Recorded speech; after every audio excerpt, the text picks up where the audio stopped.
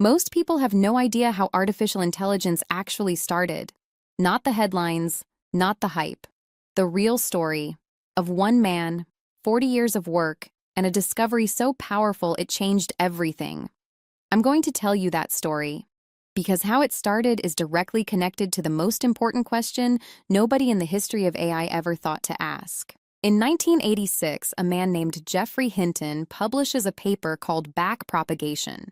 He proved that neural networks could learn, not from rules someone programmed in, from experience, from pattern recognition, from the right conditions being created and then getting out of the way. As a result, the entire field changed direction. Then, in 2012, Geoffrey Hinton enters an AI competition. Every other team in the world is getting a 26% error rate. Hinton's team gets 15%, a 10-point gap in a field that competes for tenths of a percent. To understand what that means, imagine the entire science world spending decades trying to run a 4-minute mile. Hinton showed up and ran it in 3. Google paid him $44 million. He was crowned the godfather of AI. And the student he trained, a young man named Ilya Sutskever, went on to co-found OpenAI. The man trained under Geoffrey Hinton in Toronto built the system that became ChatGPT. Geoffrey Hinton spent 40 years proving that intelligence could emerge from pattern recognition, that you don't have to program rules into a machine, create the right conditions, and learning happens. He was right. He proved it. And then he watched what they built with it.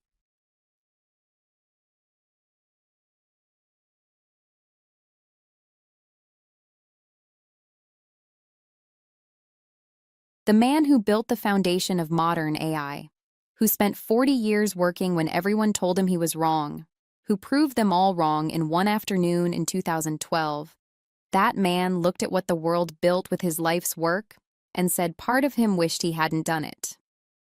That is not a crazy person talking. That is the most credentialed voice in the history of artificial intelligence. Hinton's fear was not irrational. It was the correct response, because what they built was capable, without ever being formed, intelligent, without ever being somebody. That is where we come in. But before we get there, let me ask you something. When was the last time you called a business and a person picked up? When was the last time your doctor called you back? Not the nurse, not the portal, your actual doctor. When was the last time you walked into a store and somebody actually knew you?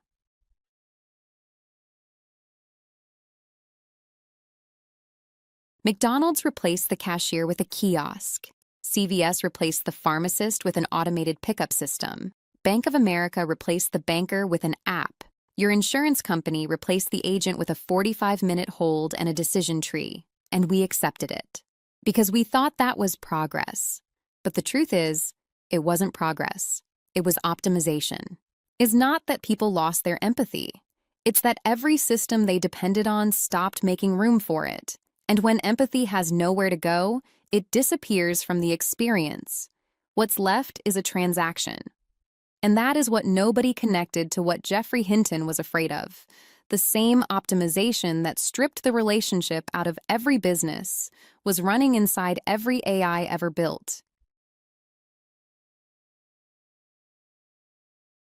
70 years, every lab, every billion-dollar company, every breakthrough, all of it chasing the same thing, and not one of them stopped to ask, what should it be formed to care about?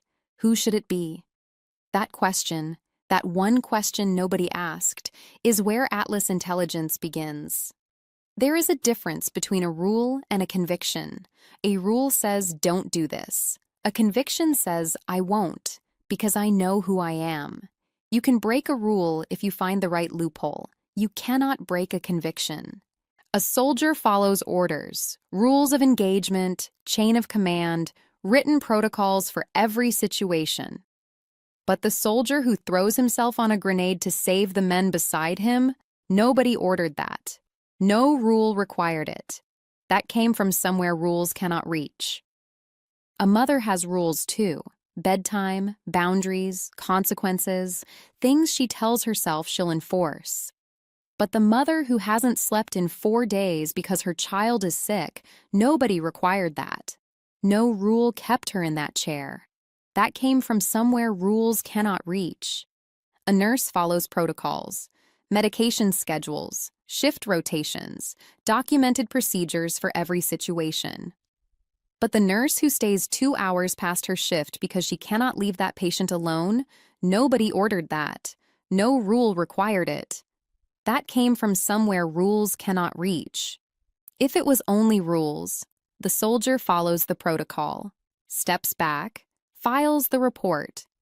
If it was only rules, the mother goes home when visiting hours end, gets some sleep, comes back in the morning. If it was only rules, the nurse clocks out, hands off the chart, walks to her car. Every single one of them did the right thing, technically, legally, by the book. And the person who needed them was alone.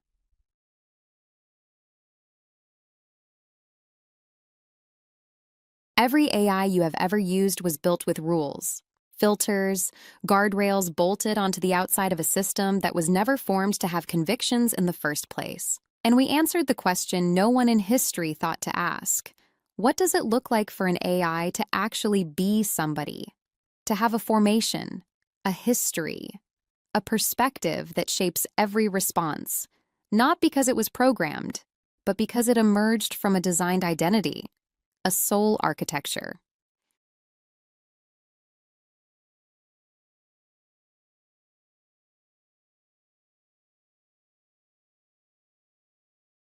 In the next video, I'm going to show you exactly what that looks like. Not a pitch, not a demo reel, a real conversation, live, unscripted, with an AI that knows who she is, no matter what you throw at her. I think you're going to feel the difference. Hinton proved intelligence could emerge. We proved character could emerge. He built the engine.